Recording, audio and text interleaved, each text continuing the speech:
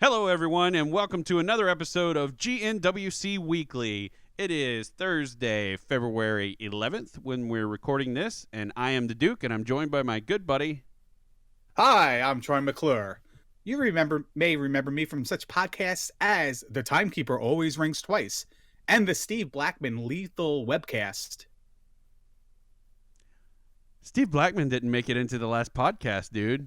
You know, I don't think Steve Blackman made it in like last 3 out of 4 webcasts. I don't think that's true. I think you found some way to squeeze him in, except last time. So I feel like last time I did it, but like I think I'm going to go back and edit the that, notes I of that.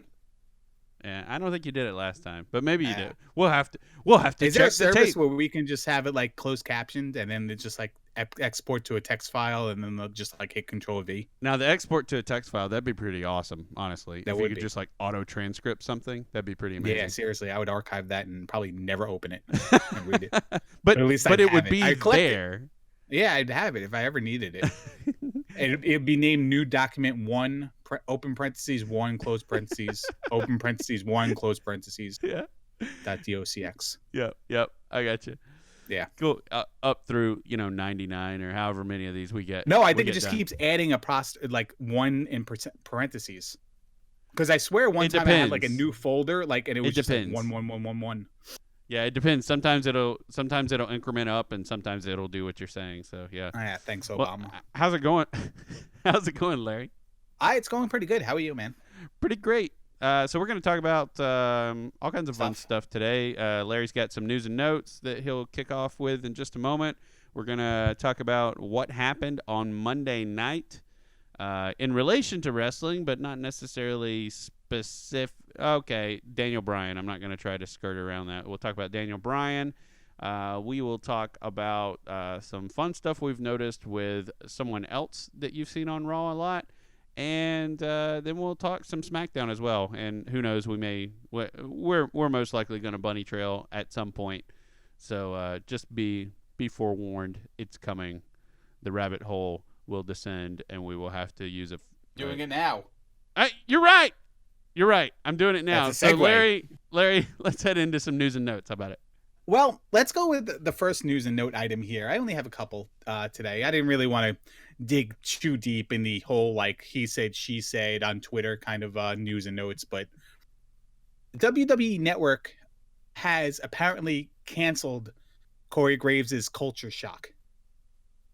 And why is this news and notes? Well, because the Duke and I have talked about WWE Network shows here and there on the podcast. We made a special recording for it that you'll eventually hear once we get together and collaborate on that. But it goes to be said, Duke, that it's just yet another WWE Network produced show that barely had enough episodes to even call it like a season. Yeah. And Corey Graves is also doing Superstar Inc., I think, because on the last, whatever it was, it might have even been like, because I definitely watched a pre-show this week from Monday Night Raw, which I normally never watch. It said host of Superstar Inc. And I'm like, why doesn't it say host of Culture Shock? And there might be a reason why it was canceled. So they have a lot of shows that just don't seem like legitimate shows. You know what I mean? Yeah, I know exactly what you mean. It's almost like they should just annoying. bring back quick hits, and these should be like little segments within a show. Yeah, why not? Like, why not just take something that's generic like that, and it can be, blah blah blah is at this, or Yeah. yeah, that would make sense.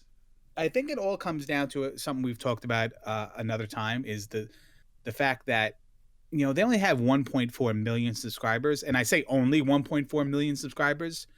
But with the revenue it generates and the cost of production and the people involved in the production, just owning your own network doesn't mean you get to produce 700 million of your own shows. Correct. You still have to kind of like selectively choose them, make sure they're relevant, and then like get rid of them if they're not. Yeah, And and make sure they work. And there was probably a cost associated with that and a time commitment associated with that.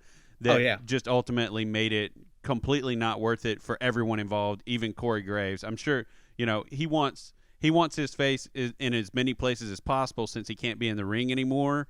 But I'm I'm absolutely certain that it's just like, ugh, I got to drop something.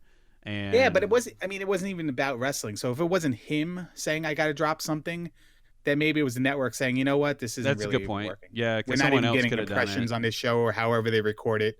Let's do something else. And compilation shows, let's be honest, they're probably like the least cost associated thing. I don't even know what the word was. They probably cost the least amount to produce. Well, Just clip did you shows, ever highlight actually? shows, or whatever. Oh yeah. So they Remember can just be G4? put together, right? Remember Yeah, G4 TV?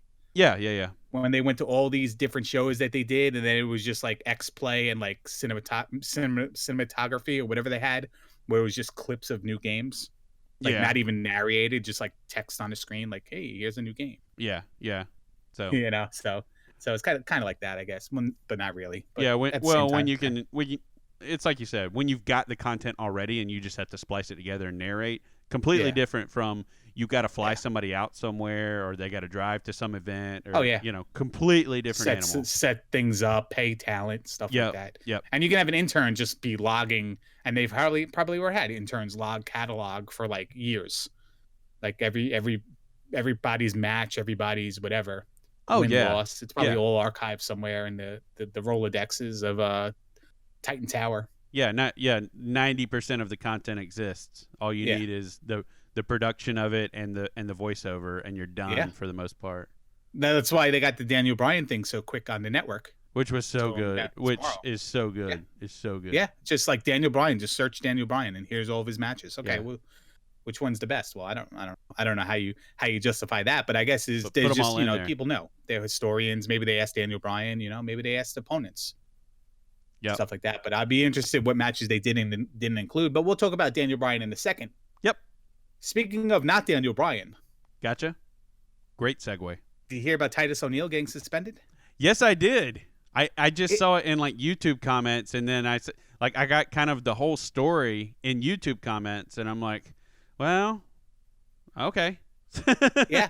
So apparently he was suspended for 90 days, now reduced to 60 days for playfully and aggressively grabbing Vince McMahon at the conclusion of the Daniel Bryan celebration Monday night on Raw.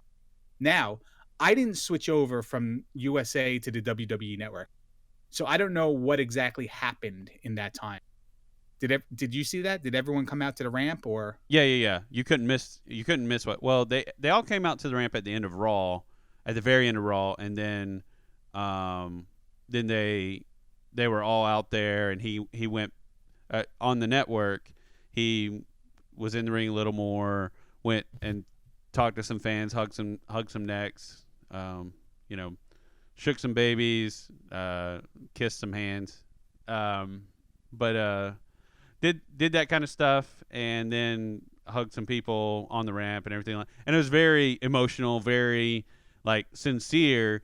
And then as they're all turning to walk away, or they're like kind of clapping him into the back or whatever, you see Titus just grab Vince, I guess sort of playfully, like he's going to pull him off the ramp, and Vince just rolls with it and kind of smiles and does whatever. And I think it's one of those things that it was a public sentiment type thing, because no one, like people thought it was, like comments I saw, people thought it was cute or whatever. That was funny.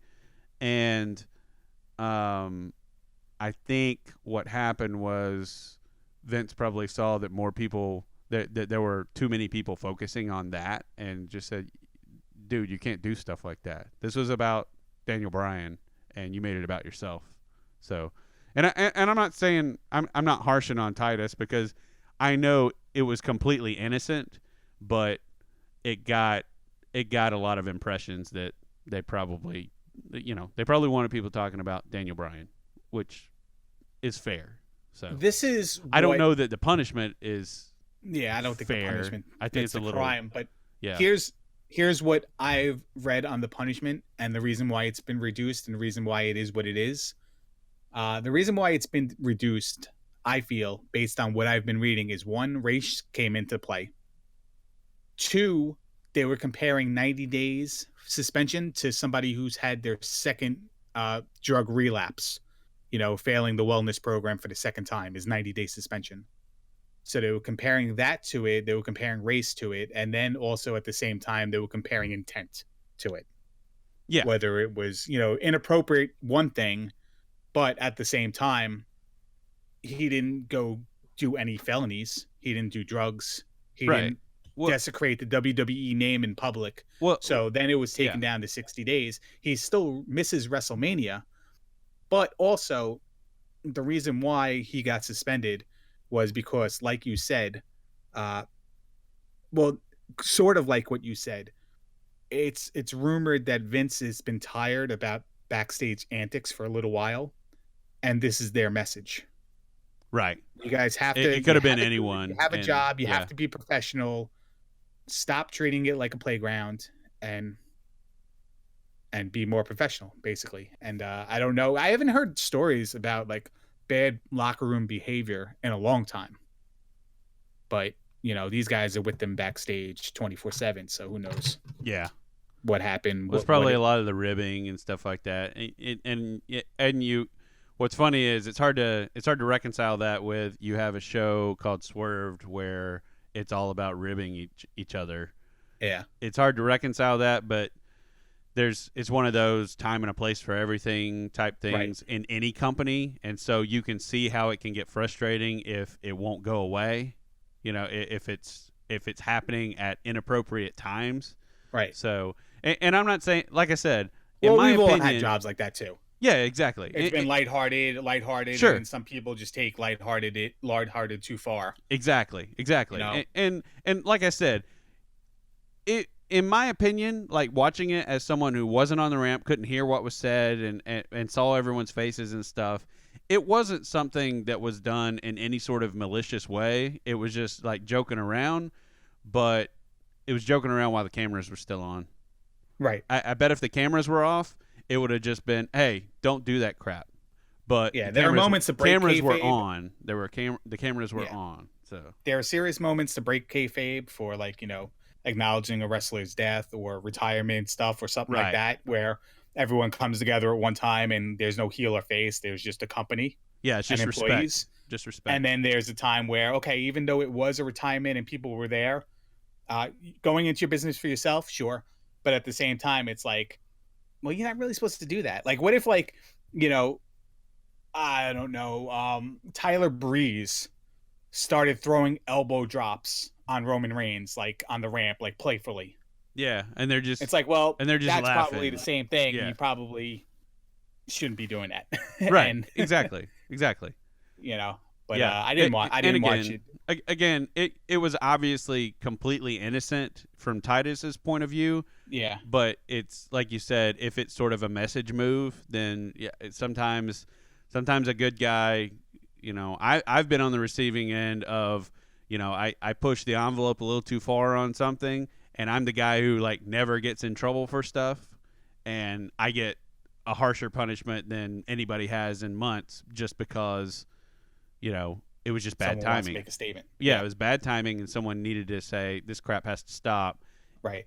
And I've even been told that before. Hey, this isn't really about you. This is about making sure everyone knows that this is about letting people know, if I'm going to punish you like this, then holy crap, they need to get their crap together, And right. So, Father of the Year, we're putting you on a pedestal, giving you a push, and then all of a sudden we've suspended you very harshly. Yeah. You guys need to pay attention. Yep. Yeah. All right. So let's move on from this because yeah. He's going to miss WrestleMania is basically the bottom line. So, but he had nothing going, so it's like. He had a push with no storyline. If you didn't notice that, fair enough. He got TV time and kept winning, and then now he has no momentum to gain. I guess and that's maybe why we saw Stardust on TV today. Oh, could be. No, it's not. It's not. But maybe, you know what? It could be, but probably not. Probably not. Little trivia for you. Okay. Pop quiz. Is it pop quiz time? Quiz. Woohoo! All right. Because we're going to be talking about Daniel Bryan next, right? Yes. So Daniel Bryan's last match was a tag team match on SmackDown, April 16th, 2015. Now, Duke, for the corner square and the block, what is the common bond between all four wrestlers in that match at the time of the match And what is the common bond between all four of those wrestlers today? Injured.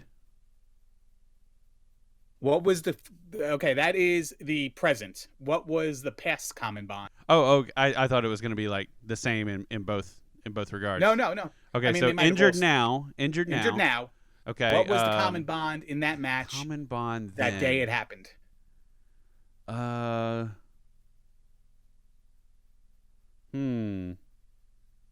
of them were married. None of them were married. Do you know who the wrestlers were?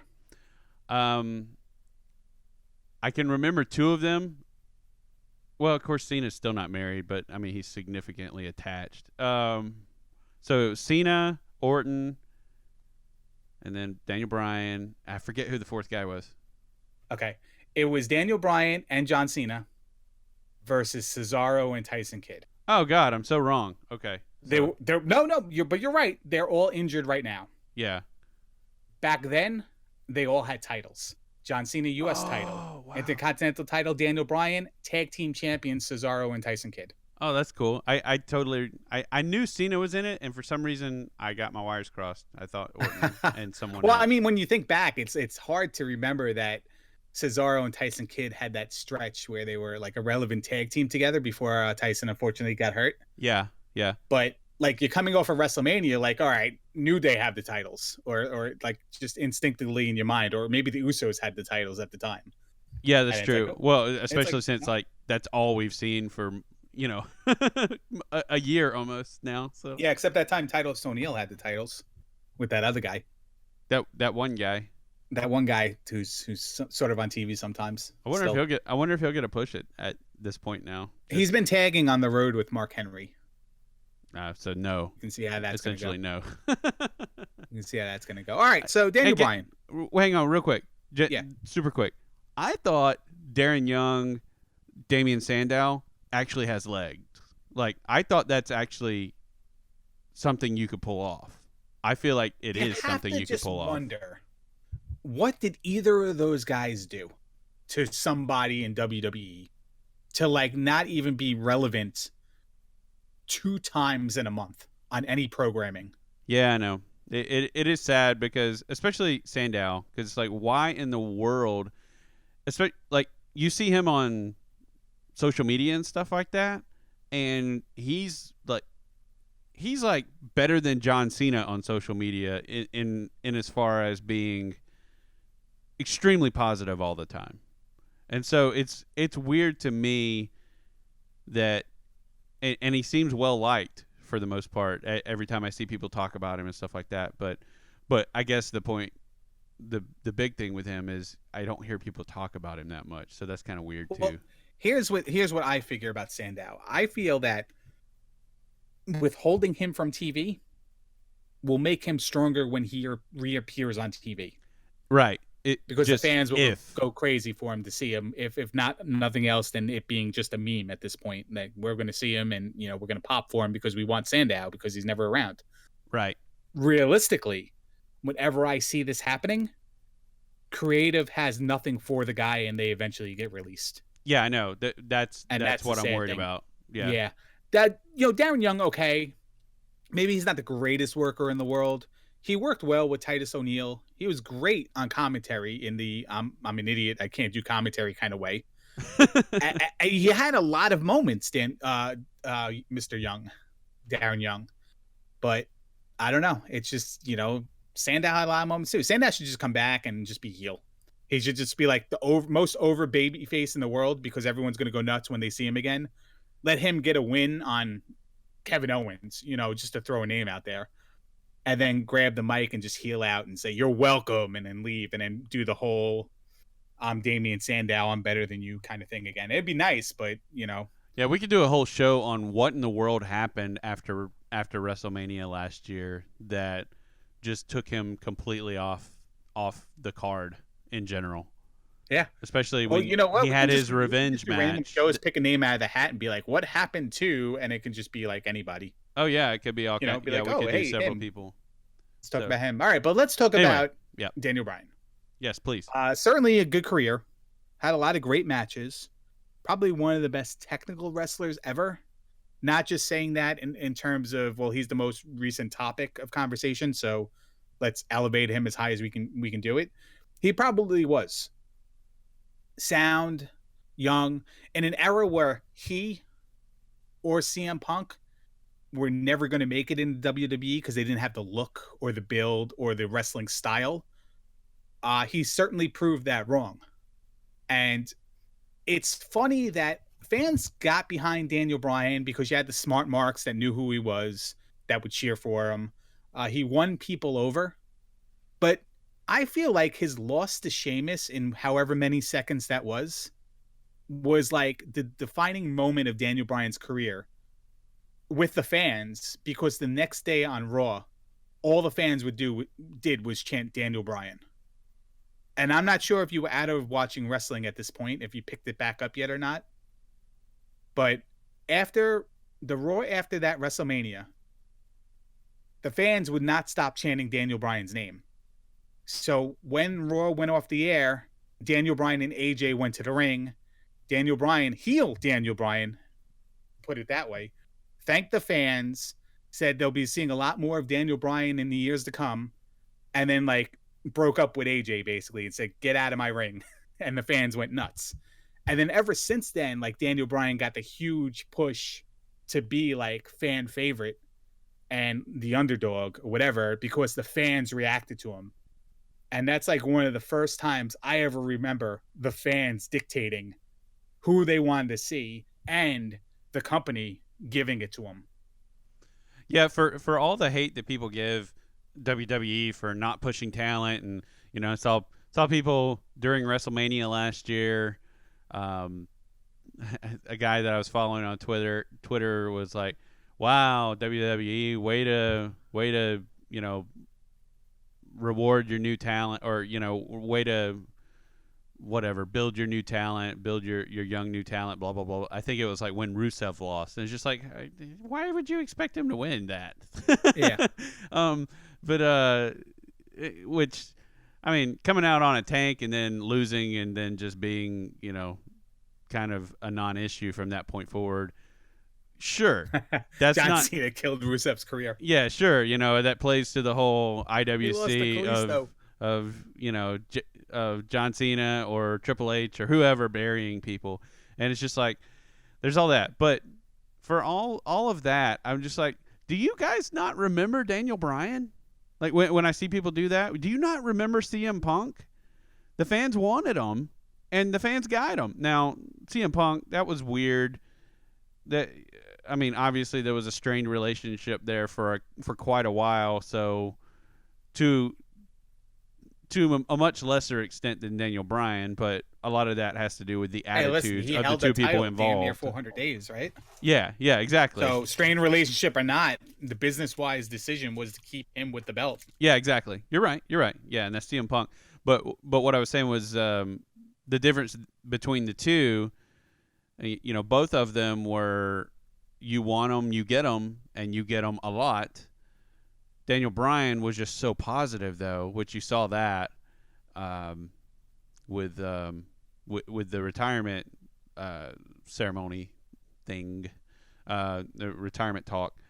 But yeah, I was not back in wrestling. I've gone back and watched that, but I was not back in wrestling at that time. But yeah, I've seen how the fans hijacked, and and then they even played into the storyline with the fans hijacking Raw, and stuff like that. So but that speech he gave after that after the Raw, after that WrestleMania where Sheamus beat him in 20 something seconds or whatever it was, right, was pretty cool. I don't know where that WrestleMania was. I want to say that was in Miami. Maybe. Was it outside in Miami? I don't think it was outside. No? No. I could be wrong, but I don't think... Well, I mean, it's East Coast, so it would have been dark by that time anyway, but I don't think it was outside. I don't think it was. So we'll consider that WrestleMania 29. Yeah, right? that would... Because it would, have to be 29. All right, but going back to Daniel Bryan's, I didn't know the problem was really with concussions. I thought the problem was with probably WrestleMania 29 was in the Meadowlands, New Jersey. Yeah. I remember neck surgery stuff being the issue with Daniel Bryan. So when he came up with the reason for retiring being brain scan stuff, it kind of threw me. And I don't know how much of that was legit or not, but if it was concussions, it makes a lot more sense. The fact that you could show issues and then like be scanned and tested and not have the issues, and Right. then like evaluations will show different issues. So I was really shocked. I thought it was a neck thing, and that's why, a lot of people saying he has to change his style, and if it had to do that to prevent further neck injuries, it makes sense. But concussions can come out of nowhere. So Yeah, yeah. Anything could cause concussions. And man, just some of the hits I've seen him take in the little bit of, I look forward to the compendium of his wrestling that's going up on the network, and just going through all of it, because I haven't seen his whole WWE career by any stretch, and I'm excited about getting to kind of see it all in order, and just kind of see the whole story unfold in that regard. But just in the few matches I've seen with him, I've seen him take some nasty headshots, just nasty, nasty headshots, and sometimes he walks away and he has to get stitches in the back because his head's gashed open or whatever. So it's when he said that, I'm like, I was the same way, and it kind of came as a shock, but it was like, well, yeah, I mean, you can't keep going on. I mean, there's probably, especially with WWE standard for the concussion protocol and everything like that. They're more strict on it than the NFL is. So I can see how they would never, ever, ever, ever give him a clean bill of health, with as many concussions as he's had, and if they've found visible results of it. So that being said, sorry, go ahead. yeah, I was going to say, technically speaking, not as a fan, Yes. but as somebody who has like no knowledge of budgets and stuff like that, or open positions or whatever. But does Daniel Bryan have a place in the WWE office, or as talent in front of the camera, or is he like gonna do a Triple H HPK thing and just come back every once in a while for like speeches or whatever? Here's what I think could just totally revolutionize the business, or WWE, is if he was the neutral Raw GM, or even, since on Dinner for Three or Table for Three, he talks about the IC title only being on SmackDown. That was where he was going with it when he won it. Or even SmackDown could have a GM, and he could be the GM, but he could be Holla, neutral. holla. He could be Yeah. he could be neutral. He could be, you know what? He could have came out tonight and be like, "Hey, AJ, Jericho, I see 4 people in the ring. Tag match, players." I could see him doing that, like actually literally doing that, though, like just to sort of throw back and just to get people laughing or whatever. I could see him actually doing that, but and like doing it extremely Caucasian, like just to make it really funny. So, because he doesn't take himself seriously at all. But I mean, a neutral GM anywhere, I think you endear fans more to the product at that point, especially when you never know what kind of match he's going to make. Sometimes it's matches that it doesn't necessarily work for the babyface. But, babyface kind of crosses him and says, you know what? Okay. How about you have a match tonight? Whatever. So, I think he could be a really good, I think he could do a major service to what they want to do with Roman Reigns, in that he could put him in hairy situations, but well, no pun intended, but he could put him in rough situations, but just because it really is like what's best for business. It's not just a catchphrase. It's something that makes sense to do, and him get that over. And I think that would be extremely believable. I don't really know. So I think he would be a good GM, and I would love to see him in that role.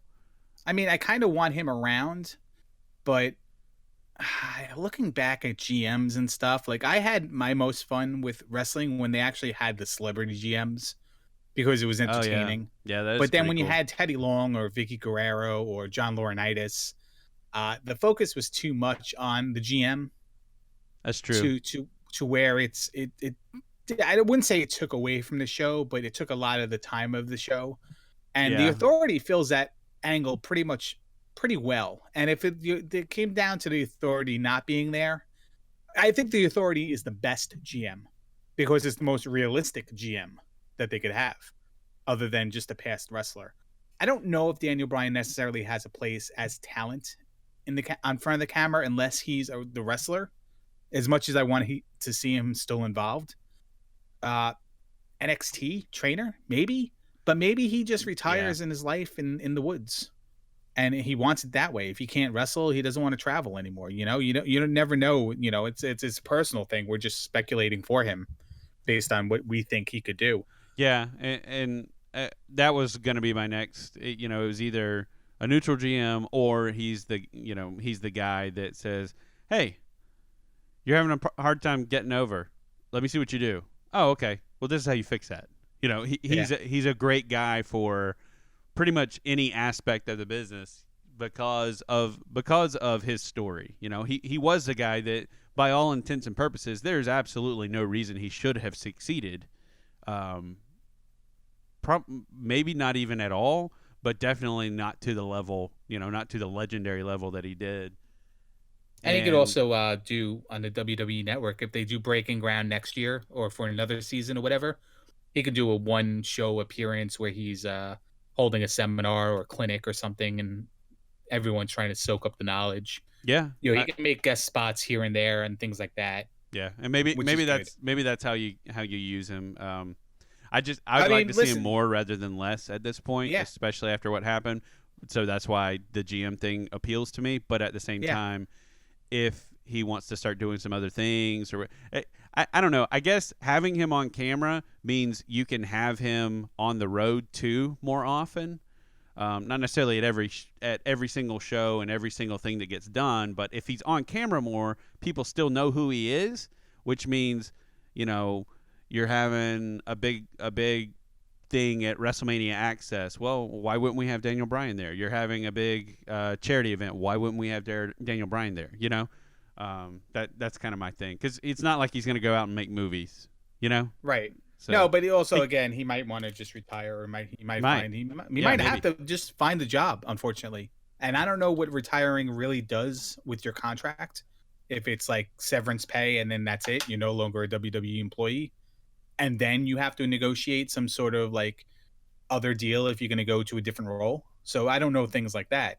Well, I It would mean, seem he could legitimate also. that he just can't go to another position in WWE. He retired as talent. He was an independent contractor. They would have to then hire him as something else. Well, he could be. I would assume. Well, he could be probably like the most sought after agent in the company.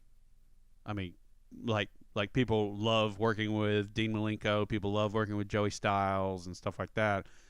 Daniel Bryan as an agent. Holy crap! You want someone moving in the right direction, and someone who will tell someone who will actually protect his guys. You know, that's a that he could be very legitimate in that role, Yeah. and very good for It the was company in that WrestleMania. role. It was WrestleMania 28. It was in Miami, Oh man, and I was Sheamus just defeated completely Daniel wrong. Bryan in 18 seconds to win the World Heavyweight Championship. I was gonna say 13, but yeah. Yeah, 18. And just to round out this card, that was the first Rock versus Cena match. CM Punk defeated Chris Jericho by submission. That was when Undertaker defeated Triple H. Big Show beat Cody Rhodes for the Intercontinental title. Jeez. Kane beat Randy Orton, and in the pre-show, Primo and Epico retained their titles with Rosa Mendez as their valet, defeating Justin Gabriel and Tyson Kidd and the Usos. But there was a match in between the Undertaker and the CM Punk match that was Team Johnny versus Team Teddy.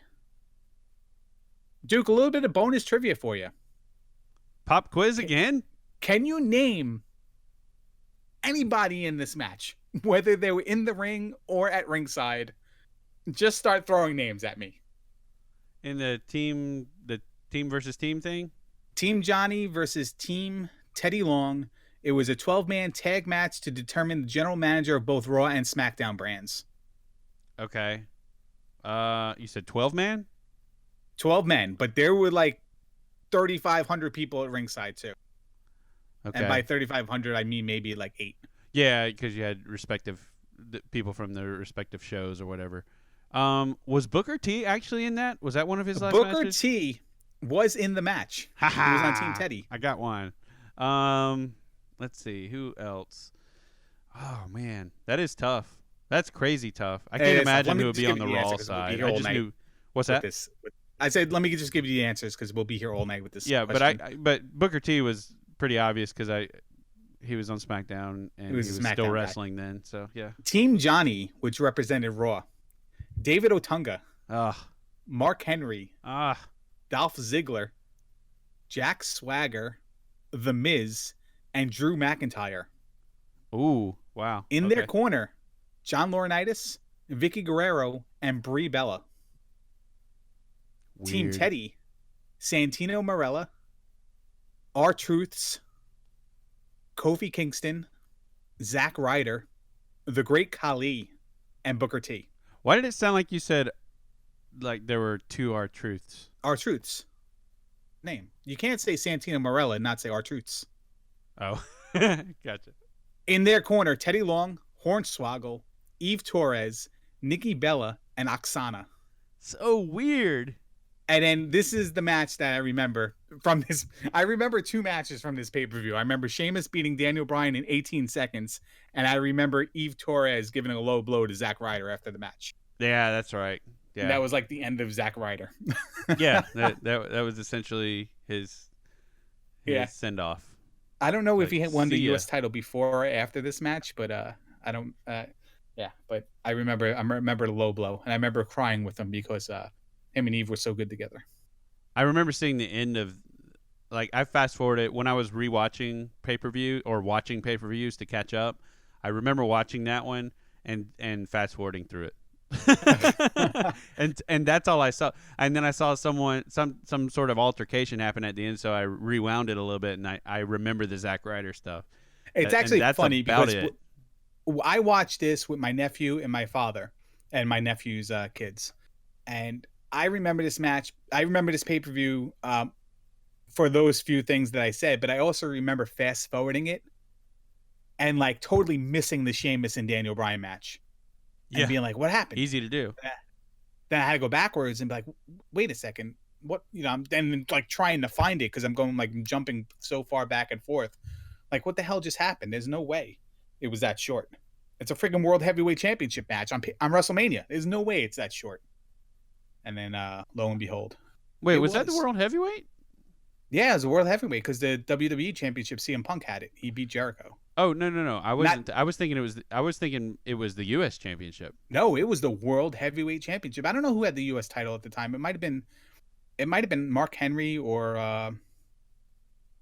yeah, who knows? I'm not Mark Henry, sorry, Dolph Ziggler or Swagger. I don't know. I'll try to look that one up, but no, it's fine. But let's move on here. Let's hang on real quick. Try to take care of it. Yeah. Just quick plug on a couple of things real quick. Speaking of Primo and Epico, actually in real life, the Cologne brothers, really, really good podcast. They're not brothers. What's that? They're cousins. Oh yeah, the Cologne cousins. So, really, you threw me off because they called them that at first. You said podcast. Podcast. Talk is Jericho. They were recently on there, and it was recorded way back when they were in Puerto Rico several months back.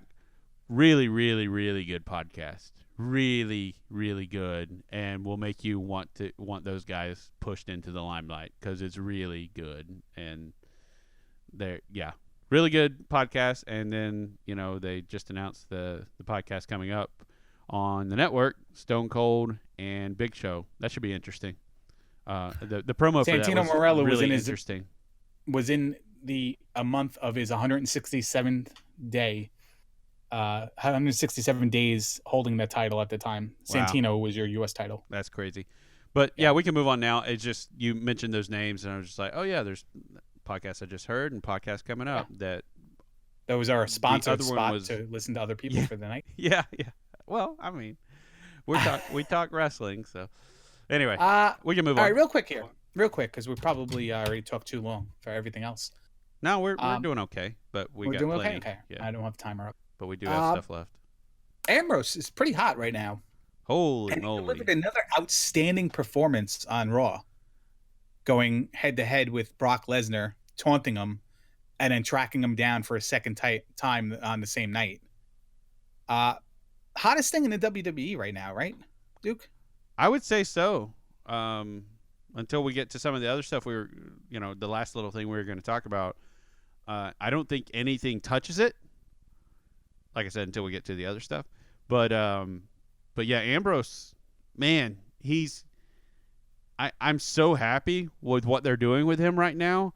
But I'm so conflicted in that, what does this mean? I don't know what this means. I don't know if this means he's going to be at WrestleMania or if he's just going to be what you said and he's going to be some sort of prop for Roman winning. I'm really and you think people have rebelled in the past, as hot as he is right now, and with with everything they're doing, just like pouring on the gasoline and making him even hotter. I just don't think you get a good result out of anything other than him being in that match and beating Triple H. I just don't. I don't see how. I don't see how you get anything, any kind of mileage out of any other story than Ambrose coming out of nowhere essentially and being the guy for a while. It seems hard to imagine Ambrose being this hot, losing at Fastlane, and then just like jumping back into another thing. Right. Just doesn't seem like breaking him away from this right now is legitimate, unless it's just like you're going to just complain that they're abandoning any possible storyline because Dean lost. Okay, now he's going to wrestle in the ladder match for the Intercontinental title at WrestleMania. Well, does he have unresolved issues still with Lesnar, with Reigns? It's the road to WrestleMania. How could somebody lose a match like this and then just be like relegated back to something else? But if we take a look at Fastlane last year, Roman Reigns had to beat Daniel Bryan, right? Yes. To make it to WrestleMania. Yep. So Daniel Bryan was then taken back and he was in the ladder match for the Intercontinental title. So like the precedent is there and it's wrestling, feuds last for only so long and they go back to other things. But he's so hot right now. And it kind of makes you want to see it. And by it, I mean Ambrose winning, Ambrose going to WrestleMania, Ambrose beating Triple H. Duke, what about a scenario where I not talked you out, but I played the devil's advocate on we're finally going to have the split between Ambrose and Reigns kind of thing?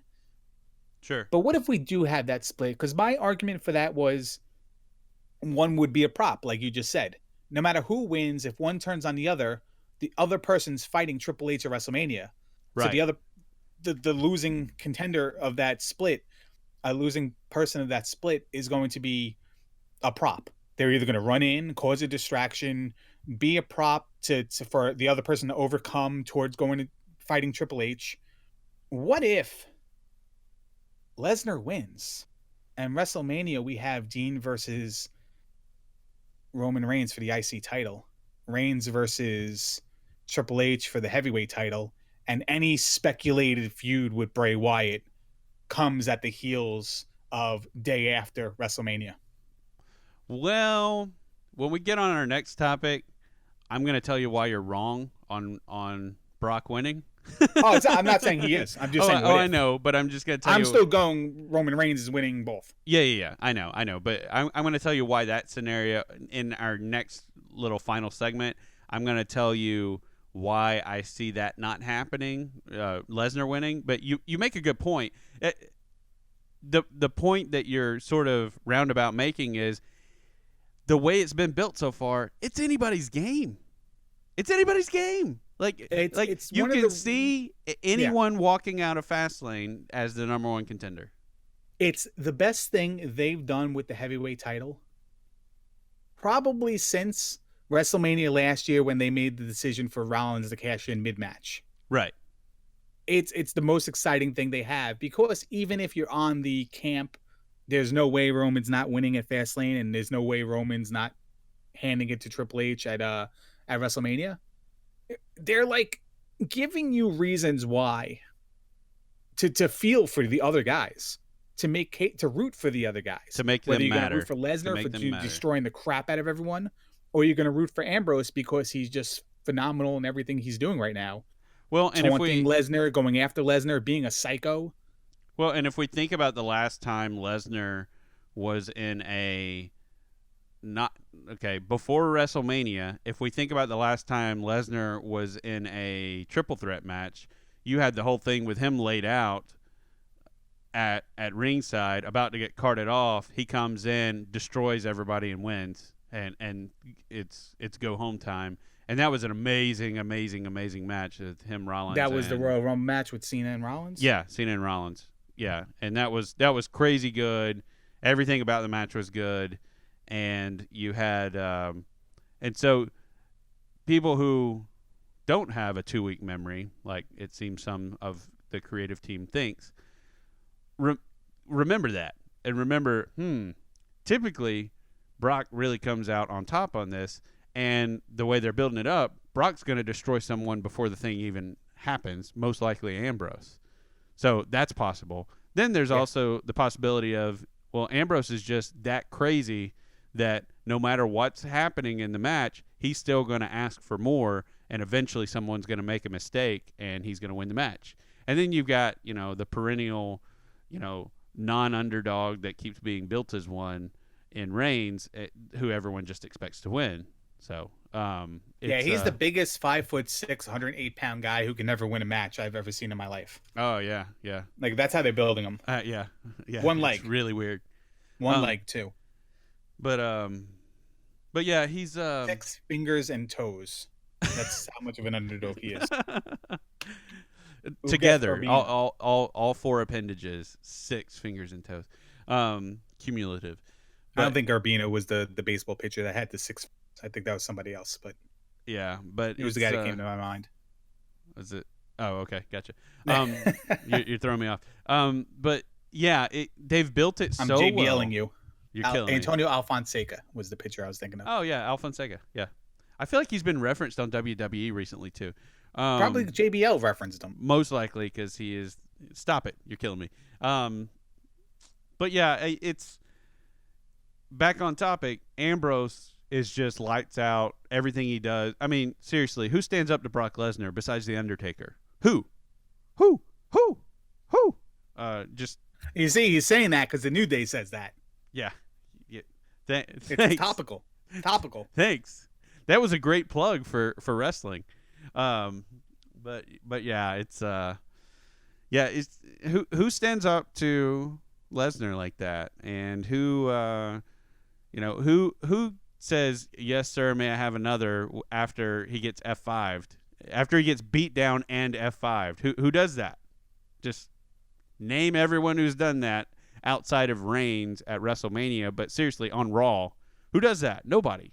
So it's who does that, and the fans react to it. And the fans pay attention, and the fans are like, and there was so much emotion in it, because just the way he did, like everyone's watching, and it's kind of cool because the way that things they've done with Brock in the past totally play into this, because Brock always does I'll come back and give him some more, but Brock's done, right? And he looks back, and Ambrose just barely raises up and motions for him, and people just lose their minds, like they should, because it was done really well. And it's just, and they're rooting for Ambrose because Ambrose is being Ambrose right there, and the fans will love it. Yeah, he's not doing anything out of character. Because they want Lesnar just to destroy everything everywhere. Right. So it's like almost like the perfect best of both worlds. And not like Lesnar was destroying Ryback. And people want to see Ryback get destroyed, and people want to see Lesnar destroy. So it's like a perfect combination. Right. It was like a dream match. It was big, big fight. Right. like fight. people say big fight feel. Yeah. That's what it is, because it's like, I don't care who wins. it's going to be good. I'm invested in the drama of it all. And sorry, but there's very few times that you can say that with Reigns and anybody except McMahon, and it wasn't actually a match between them. But still, it's again, I'm not ever going to jump fully on the Reigns hate train, but I just don't see how it's best for business to do anything other than put the title on Ambrose at WrestleMania. I just don't see how it makes sense. People make this comparison a lot. When Cena's on top, they're just like, well, Cena has to step back. Let somebody else take the reins for a while. Let someone else be the champion. We don't need Cena champion 15 times, always main eventing, always being the guy. There are other people on the roster too. WWE with Roman Reigns has almost made it where it was like no one else on the roster for the last 2 years. Right. Even when, Rollins had a run where Reigns wasn't after Rollins. And that came to a head at what would have been Survivor Series. And then Rollins, unfortunately, got hurt. So there was a period of time where Reigns wasn't in the title picture. Right. It feels like he's been in the title picture for 2 years. Well, and it looks like... Well, hold on. Okay, yeah, go ahead. But his feud with Bray Wyatt was pushed so much that in between Rollins winning the title and Rollins getting hurt, we almost had exclusively Roman Reigns versus Bray Wyatt being pushed as like a co-main event. Well, so, and also Reigns being some sort of underdog in that.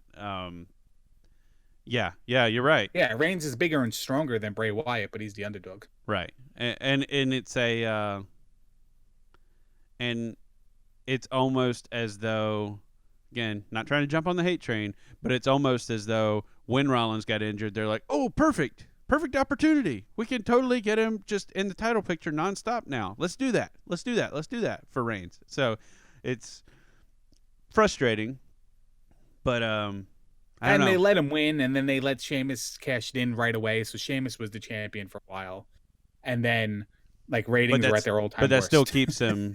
But that still keeps him in the title picture, you know? Right, no, exactly. But like they didn't like say like, oh, now we can give him the title. They gave him the title and then made him lose it right away. So okay, that was pretty cool because we both liked how that was done a lot. Yeah, but then we're not the hating on the whole thing thing for themselves. Well, right. When Reigns is chasing the title, ratings were the all-time worst. Right. It's like, oh, well, okay, that does speak for something, but at the same time, I don't know if it's against Reigns, against Sheamus, or against everything they were doing at the time, pretty much. But well, and I've heard people talk about this, so don't feel like this is just coming out of my big, huge brain. But people talk about, and we've already alluded to it, playing him as the sympathetic babyface. You know, he's nearly laying on the ground crying, or he's the underdog in the match because this, and this. Even though he's bigger than the guy, he's like visibly stronger than the guy. You know, stuff like that.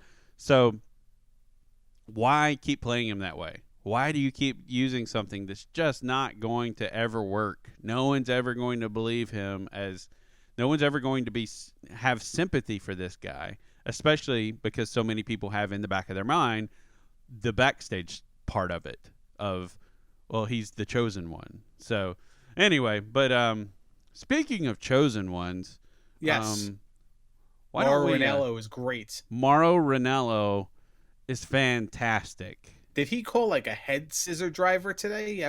He called, what was the one that really, I wish I would have written it down. There was one that I'm just like, head scissor driver into the ring or something like that. Yeah, that was good. And I was like, what? Yeah, that was good. And there was some other one where I'm like, holy crap, who calls that? Like, I've never heard anyone actually put a name on that particular thing. It was what you just said, and there was something else where it's just like, I've never heard anyone even like try to name that. What a maneuver! Yeah. So, but yeah, Mauro Ranallo is amazing, and SmackDown is becoming the best wrestling on TV. It's not quite NXT. Well, NXT isn't on TV, but it's not quite at NXT level, but NXT doesn't have people who have been wrestling for years. It has newbies and NXT doesn't like have to play off of another show that's continuing. Absolutely. Correct. It's its own contained program. It's in its own bubble, which lends well to the product they produce. But Yeah. SmackDown, for what it is probably like in the category that it's in, like you were just saying, where it's having to play off of everything else going on in the quote unquote universe that is WWE. It's I would say it's the best wrestling on TV right now, personally. It's the best wrestling WWE show that they have, but at the same time, very little progresses in SmackDown. Maybe a little bit of the Divas, maybe a little bit of the Intercontinental title or US title, but all the storyline stuff is on Raw. Raw is the entertainment show, SmackDown's the wrestling show. True enough. And SmackDown's wrestling is far, even with commercial breaks, is far better than the Raw wrestling. And I don't know why it feels different. If, AJ fights Jericho on Raw, I feel like the commercials took everything out of it. But when AJ fights Jericho on SmackDown, I feel like the commercials are just like a pause in the action.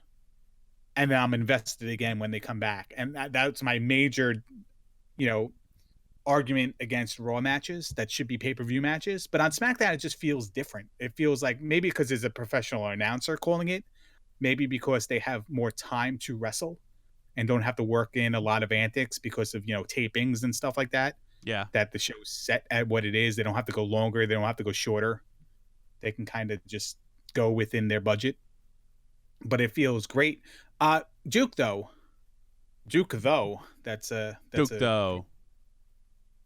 How did you like the progression of the main event storyline tonight on SmackDown? Okay. So this is like the positive and negative thing. No, this is actually a positive. No. It's so the negative side of it is it was totally a pay-per-view match. Like that's actually what I was going to say to you earlier tonight was, how'd you like that pay-per-view tonight? Because SmackDown was pay-per-view quality, period. SmackDown was better than any In Your House they ever had tonight. No, seriously. I mean, like, contained as itself, right? If it was like a $29.95 pay-per-view back in 1997, I would have been happy. Yeah, but it was a pay-per-view tonight. It didn't have all your biggest names, but it was like, if minor pay-per-views were like SmackDown was tonight, minor pay-per-views wouldn't be considered as minor anymore. How about that? That's what I have to say about that. I bring up, how do you like the progression of the storyline? Yeah. The progression was I get it. I get it because you actually... Well, I mean, for people listening, are they going to get it? So say what it is. Well, I don't know what you're trying to get me to say, but you had Jericho. There was no Roman Reigns. There was no Dean Ambrose. There was no Brock Lesnar. Ziggler. Right. And Owens. Swagger, Dallas, Breeze, Goldust, R-Truth, Rusev, Lana, Paige, Summer Rae, Charlotte, Big Show, Jay, Jimmy Uso, The New Day, or Alberto Del Rio. So what you're saying is it was a match that mattered with kids that do. I'm not just talking about the match. I'm talking about the show. Yeah. It was a high-quality show, and none of those names. And none of the quote-unquote top talent was there, even though, obviously your top talent, your top actual in-ring talent, 2 of probably the top 5 in the company were in the main event. They're just not the ones that ever get any airtime. So, anyway. Well, okay. Well, what I was really alluding to was the fact that it was not a continuation of Raw. You had none of the top talent. Good point. And it was a great show to begin with. Everybody is in Germany. Right now. So that's the talent you had left over that was still in the United States, and the show did not suffer for it. Not even close. Even close. And I'd be surprised what the ratings were, and I don't know how much the ratings dictate, like people knowing in advance like what the matches are going to be, and then they decide whether they're going to watch it or not. But that's why SmackDown's the better wrestling show, because they have the time to wrestle. You can throw anyone out there, and given the time to wrestle, it's entertaining. Yeah, but yet you put those guys on Raw in the same matches, and they get truncated. They get placated by like promos before, promos after, elongated commercial breaks. And I have to assume the commercial breaks at the same amount of time, but I don't know that for certain. It just feels like everything. Sure didn't feel like it, right? It doesn't feel like it, yeah. So that's why SmackDown is definitely like the better of the wrestling shows. And if you're not watching it, you should watch it. I Yeah, mean, you're listen, even robbing yourself superstars if or main you're event have good wrestling matches on them right. with the talent that are not like upper echelon talent. But SmackDown is kind of like best of both worlds. It's like kind of continues storylines, but doesn't Right. progress them. It just kind of sustains them. And then Exactly. you get great matches on top of it. So it was, and a professional announcer. And I can't say enough about that, how much that makes it better. And heel Jerry Lawler. Hail Jelly Lawler actually got on my nerves tonight. He's doing a lot of that. Like I saw you say this on Twitter during one of my coughing episodes earlier in the week. What is the payoff for making fun of Byron Saxton all the time? Yeah, that's it's really getting old. I don't understand Lawler's it. Lawler kind of continues that. I mean, he's the heel; he should do it, but he's doing it to Morrow too. Like anytime Morrow tries to bring up like history and bring like, bring up facts and make the wrestlers more like prominent, giving their resume. You got Lawler chopping it down. Yeah, but what have they done in WWE? What have they done here? No one wants to hear that. Right. It's kind of like silly. It's kind of like, it's almost kind of like it makes him come off as irrelevant is what it does. Yeah, or like kind when of he was talking about Styles tonight. Right. Basically with Styles, when we're chopping a guy down, like what have they done? Not, who cares what they did? They're in the WWE now. Sure, okay, that's fine. But we're kind of acknowledging history now, or at least Morrow is acknowledging history now. He brought up the IWGP championships that New Japan has. He brought up NWA championships tonight. Not calling them. I think AJ Styles held the NWA title 3 times, but I'm not sure it was called the NWA each and every time he held it. 1 or 2, it might have been the TNA title. Oh yeah. I don't know. Kurt Angle was the first TNA champion, but they defended the NWA title for a long time before that. And I'm not too sure he held that 3 times, or if Morrow just said it not to say TNA, but to kind of still be like, implying hey, he won it. Yeah. But when you have Lawler chopping that down, it's kind of like, it kind of makes you feel like, okay, well, AJ Styles is not WWE born talent, so we're just not going to like put him on a pedestal. Well, I will say he doesn't matter to us, kind of, Yeah, I get what you're saying, and I will say what's funny about that is, or what's kind of ridiculous about that is when they bring up Daniel Bryan and they acknowledge everything he had done. They like Lawler is the one who sort of put the rub on that, right? And he acknowledges the existence of his career before WWE. So it's like, well, it doesn't matter. Right? It doesn't matter before you get here, unless you're Daniel Bryan. It's just like that was when unless it's something emotional.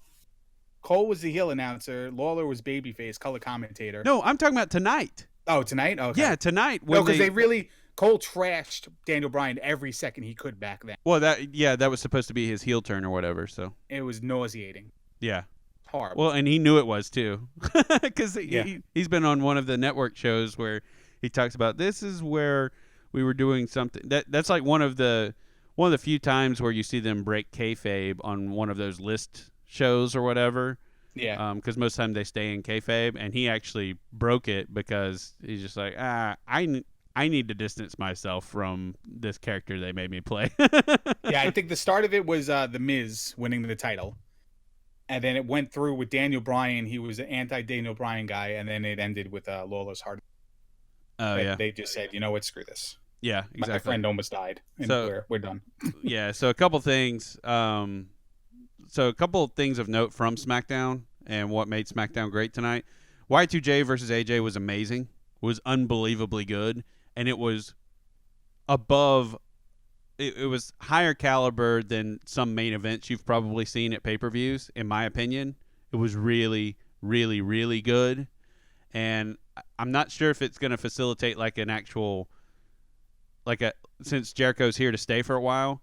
I'm wondering if he wants to get back into a heel role, because most guys enjoy being heel more than they enjoy being babyface, or if it's just still going to be two veterans that just keep going back and forth, and AJ proving that he's an actual industry veteran and not just a new guy at WWE, and Jericho having to sort of eat crow and admit that a lot of times.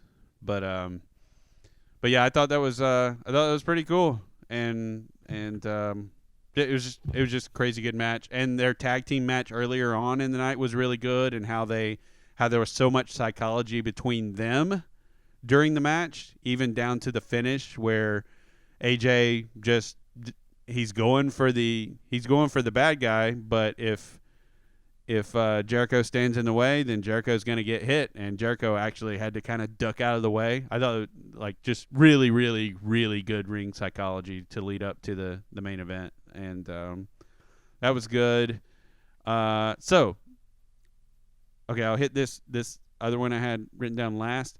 Funny thing, speaking of King and the interactions between King and Byron, one funny thing that happened was after the ladies match when Tamina was down on the ground and King was like trying to sort of rib it at Byron a bit and said, "Why don't you be a gentleman? Why don't you try to help her out there?" And Byron actually pulled something off here, and I feel like he really got himself over with this. He says, "Oh, I think she's fine on her own, King." And I thought it was a great comeback because it's just like, I'm not touching that. I'm not getting involved in this stuff with women, being extremely violent toward each other. And speaking of Tamina being down, the chair spot with Sasha Banks and Tamina was unbelievable. If you go back and watch nothing else, go back and watch that women's match because the whole match was great. It was awesome. But then there was a spot near the end where Sasha took care of business outside the ring because Tamina was interfering, and then she started beating down Becky, and Sasha actually came to Becky's aid and had this crazy such a creative spot that I don't know that I've ever seen anything like it, where she pushes Tamina into the chair. Tamina bounces back, and then what did she do to knock her down again? Like, I was just out of my mind when it happened, so I don't even remember what she actually did. It was like a super kick, right? Super kick into the chair? That's what I thought. Or just a kick, maybe just a running kick. I don't remember. It was something where the camera didn't catch it too much. It was like off camera, but it was centered on Tamina flying back into the chair. Yeah, but it wasn't. It was good, and what made it even better was the fact that the crowd was like, they were on, they were really, really close to a holy S chant, because it's just like, wow, that was, we don't see stuff like that in women's matches, and it's just like, well, maybe you should watch NXT. But it's kind of fun to see them doing more stuff outside the ring too, especially getting creative like that, because NXT doesn't have that much space to do that kind of stuff, and typically you'll see them do fun stuff on the ramp or with the stairs, but they've got a lot more room around the main roster arena, and so it's nice to see that they're sort of branching out and doing some fun stuff and getting pretty aggressive about it. I mean, it was a great match. And yeah, and I've liked the women's matches this whole week. Charlotte versus Alicia Fox on Raw was left untouched. No outside interference, no shenanigans. It was a nice, good, clean match, and Alicia looked great in it too. I mean, It does wonders for the women's or the Divas division when the women can promote themselves with their work in the ring, rather than having, heel diva Ric Flair on the outside, or, putting 11 divas in one match, or having some on ringside, some on color commentary, some on the apron, and then a tag team match, and it's another one running in. It's too chaotic to mix in too much people at one time. Yeah. But they've got two nice storylines going on right now. Brie pinned Charlotte 2 weeks ago on Raw and earned herself a title match and a non-title match, basically. So even though they haven't done anything with that storyline, it's still there and it's still being left alone. And you got Becky and Sasha versus the remaining Team Bad members. And, I have issues with how they got there. But once they were there, it's been two great matches, with Tamina beating Becky last week. Or was that on Raw? No, that was on Raw. SmackDown. Yeah, that was Raw. It was on Raw? With Tamina beating Becky on Raw, and then Sasha beating Naomi today. It's just been good stuff, and that's where the shenanigans should play out. You have Yeah. tag team partners and strange bedfellows, and they're helping each other, and it's that works for me. Yeah. And that's why these matches have been good. Yeah, I agree. And so the last thing I wanted to talk about, and I alluded to it earlier. So we were talking about Brock and him winning Fastlane. So Brock Lesnar, for the first time in 12 years, will be on SmackDown next week. Wasn't it like first time in 12 years, like a couple months ago? He was on SmackDown? I believe he was on SmackDown one time in between like his latest stint. Well, then Morrow got it wrong because he said first time in about a dozen years tonight. Maybe I'm wrong. Yeah. I could have sworn at least a couple months ago, maybe, that Brock made his I know he was first time at a house show, and I thought he also had a first time at SmackDown as well. I could be wrong. Who knows? Maybe they just they got their wires crossed, or they forgot, or they pretended we were going to forget. Who knows? And they gave him that line to say. But so Brock's supposed to be back on SmackDown.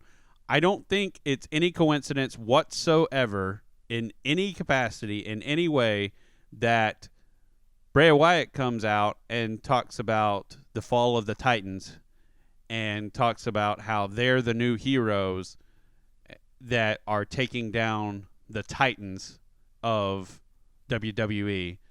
And it doesn't get much more Titanic than the Beast Brock Lesnar.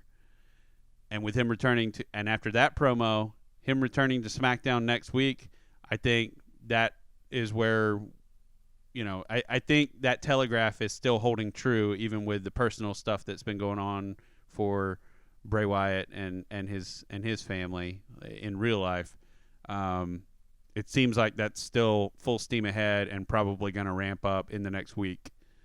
I see a presser here that does say Lesnar's first SmackDown appearance since 2004. Well, there you go. So, yeah, maybe it was Cena. Now that I think about it. But yeah, I just don't think it's. It could have been. I just don't think it's any coincidence that the Wyatts talk about, or Bray Wyatt talks about, taking down the Titans of the WWE. Brock Lesnar's coming back. They have on-screen beef, and it seems like it's already been telegraphed for WrestleMania, which is not bad. I feel like that promo today was setting up a 6-man tag match at Fastlane. I really hope not. Big Show, Ryback, and whoever the other guy was versus Kane versus 3 members of the Wyatt family. That's what that's the way I felt about that promo. Sure. Because they also set that up in the Royal Rumble by Braun Strowman eliminating those guys. So that's just the way I feel that promo went. I mean, listen, we both feel but they Lesnar all took is down going to Lesnar. get outed by Bray Wyatt at Fastlane. Yeah, and but that's going to lead they to all a took match down at Lesnar too. What's that? They all took down Lesnar too. Well, yeah, sure, but yeah. I mean, I think that promo was setting up Fastlane, and we're still going to get eventually like what's coming. Yeah, we'll see. We'll see. Yeah. I still think it has high likelihood of happening at Fastlane. But I don't think it's happening because of I don't think the promo was setting that up. I think the promo was more short term. But the other thing's still going to happen too. It's like saying like the Easter Bunny gave me jelly beans. That means that Santa Claus is coming in December. Well, it's coming anyway. It's not. That is an awful analogy, and that not was even the perfect close. analogy. One happens this month, another happens another month. This month it's the 6-man tag. Next month it's Lesnar. Well, we'll see. We'll see. No, but what I'm saying is there's no we'll see. If it happens, it's not. Oh, it was because of the promo was setting up. Oh, I'm not saying the promo was fully setting it up. I'm just saying the timing of the promo after everything that happened at Royal Rumble, and then Lesnar being on the show next week. It seems like that all starts tying everything together to me. So. Well, I mean, that's only if Lesnar interacts with Bray Wyatt next week. It's the go-home show to Fastlane next week, so it's probably going to be Lesnar interacting with Ambrose and Reigns. You could very well be right. Well, no, listen. There's no. What I was trying to say though is not you're wrong. It's there's no like somebody's right because of what happens, because of the way like storylines go. It's not like, Bray you're just Wyatt saying you shows don't up on feel the like it's Raw after happening Fastlane. sooner. It's like, hey, see, I was right. Like one of us can say, see, I was right. It's like, well, we're both going to the same place, and we both know what we feel like is going to happen. Lesnar and the Wyatts are going to take out Lesnar, and that's why he's not going to win that match at Fastlane. Yeah, and remind me. Speaking of, what's heading into WrestleMania and stuff. I don't know how you get to this particular thing, but remind me to bring something up to you once we're finished here. Which, speaking of, we've kind of covered all the bases we wanted to. You got anything else, Larry? Nah, really. You all right? No, I'm good. I'm good. All right, cool. I'm out of water. That's not good when you're kind of under the weather. That's definitely not good. So we'll get off here so Larry can hydrate, and we hope you enjoyed the show. If you did or didn't, let us know in one way or another. You've got Twitter on the screen there, of course, and you can always leave comments down below. Pop a like or dislike depending on how you feel about the show. And like I said, make sure and give us some feedback. Just to let us know why you liked or disliked the show, and we will run with that. We will take it, and we will love it, and we will use it, and we will move forward. So with that rambling out of the way, I am the Duke. Good morning, good afternoon, good evening, whatever it is for you. Larry, you got anything? That was not a good setup and a good segue. Try that again. What? Get off my computer, dude.